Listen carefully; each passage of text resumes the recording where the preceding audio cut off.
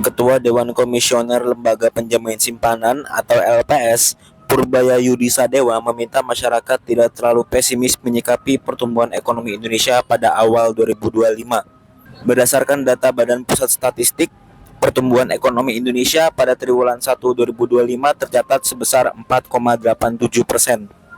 Menurut dia, angka ini wajar karena ini masih pemerintahan yang baru dan belum semua programnya berjalan. Terkait dengan target pertumbuhan ekonomi 8% pada 2029 nanti, Purbaya menilai hal itu tidak mustahil asalkan kontribusi dari sektor swasta dan pemerintah bisa berjalan sama-sama.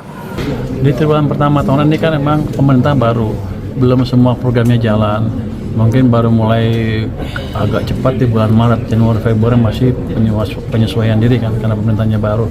Saya pikir sih itu hal yang normal. Kalau kita lihat zamannya Pak Jokowi juga 2015 ketika pemerintahan baru, sampai pertengahan tahun juga masih agak lambat pertumbuhan ekonominya.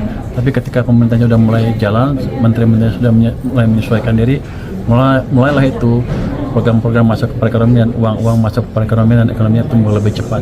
Jadi jangan terlalu pesimis dengan angka 4,87 di triwulan pertama, karena ingat ini pemerintahan baru, apalagi ke depan akan ada stimulus dari BI udah menurunkan bunga. Nanti kalau Amerika turunkan bunga, BI turunkan bunga lagi, kita juga ikut turunkan bunga. Jadi masih banyak stimulus di perekonomian masih banyak stimulus yang bisa diberikan ke perekonomian.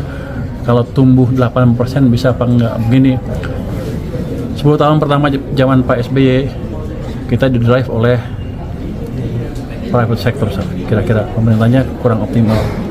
Tapi 10 tahun zaman Pak Jokowi pemerintahnya belanja infrastruktur habis-habisan, para private sektornya nggak terlalu banyak karena kreditnya tumbuh 7% on average selama 10 tahun. Sedangkan zaman Pak SBY 21% lebih. Ke depan kalau digabung, ini kan jadi zamannya Pak Jokowi, Pak SBY mesin swasta, private sector. Zamannya Pak Jokowi mesin pemerintah.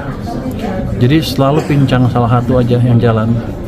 Kalau ke depan dibuat kerja dua-duanya, 6% nggak susah-susah amat.